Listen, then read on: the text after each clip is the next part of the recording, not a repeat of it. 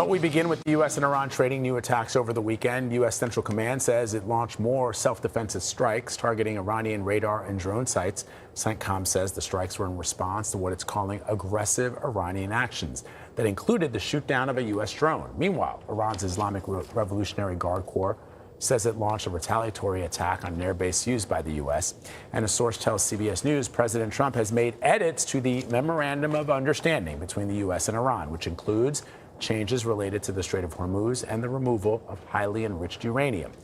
Multiple sources say the agreement also involves potential waivers or sanctions relief for Iran that could allow the country to access billions in frozen assets, depending on how much diplomatic progress is made.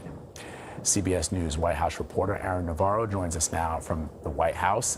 So, Aaron, the ceasefire is a ceasefire in name alone. I mean, there are these new attacks. And so what does this all mean going forward? Vlad, it's 3 notable U.S. military actions in the past 48 hours. As you mentioned, the self-defense, according to CENTCOM, strikes of Iranian radar and drone sites, the interception of 2 Iranian ballistic missiles they claim was targeting American forces at a base in Kuwait, and a strike on a vessel in the Gulf of Oman that was trying to break through the American blockade of Iranian ports.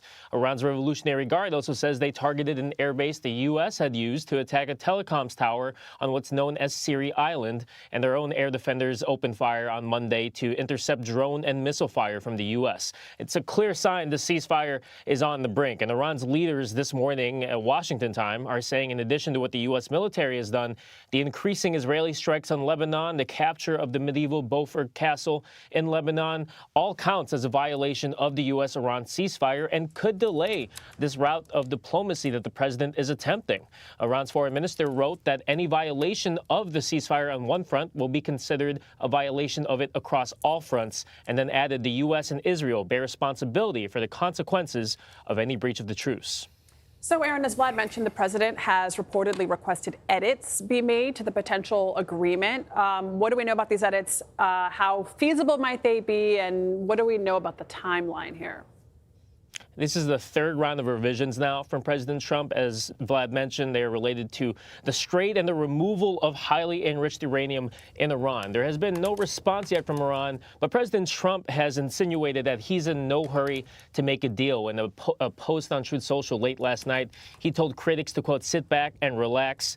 Iran has been clear that if they extend this truce, that it will be during that period that they discuss its uranium. They seem unwilling to do so now. So it's hard to see them agree to anything outright, as the president seems to be requesting in these revisions. But sources have also said there could be concessions here for Iran regarding its frozen assets and sanctions relief.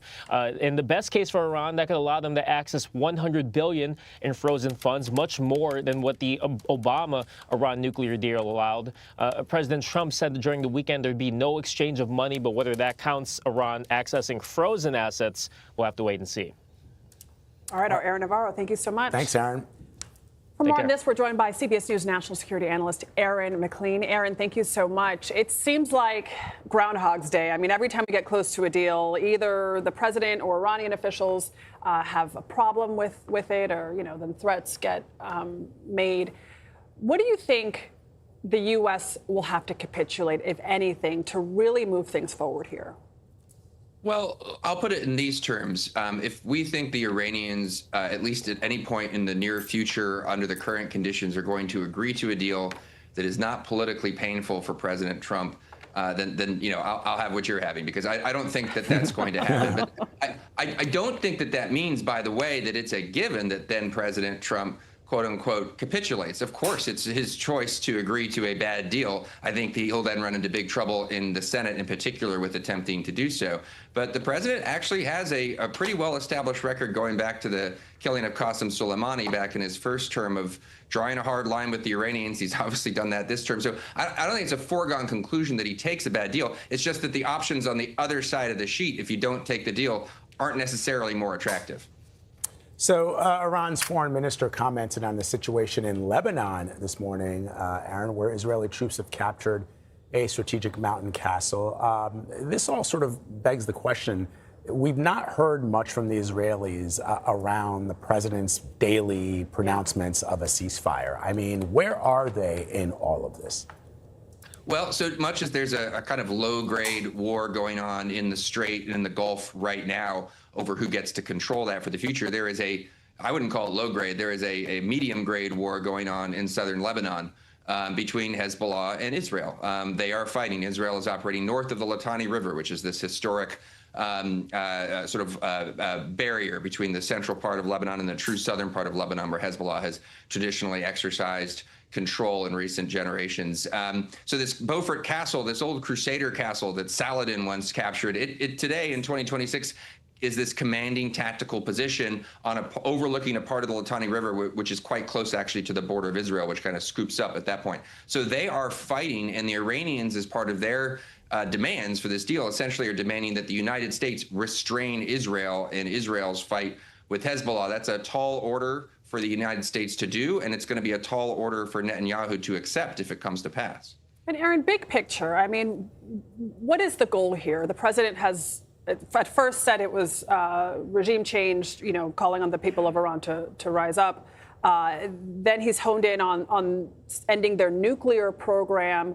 What do you think is the goal? Well, the edits that we hear were demanded coming out of that White House meeting on Friday about the current round of negotiations, at least in part, seem to pertain to the question of highly enriched uranium and what commitments the Iranians were willing to make about what they're willing to discuss, essentially, in the next phase of negotiations. So the nuclear issue does remain apparently at or near the top of the list for President Trump. And then, through presumably no desire of his own, the Strait itself has been forced upon him as an issue. That Strait remains closed. We've had some reports that Americans are, quote unquote, guiding some shipping through. It's not a very high number. And I feel like the economic situation, just to make a bold prediction here, those Looney Tune cartoons where Wile E. Coyote kind of runs out over the chasm, but his feet keep spinning and he hasn't fallen yet. That kind of feels like where the energy markets are right now. With some imagery I can relate to. Thank you so much, Aaron.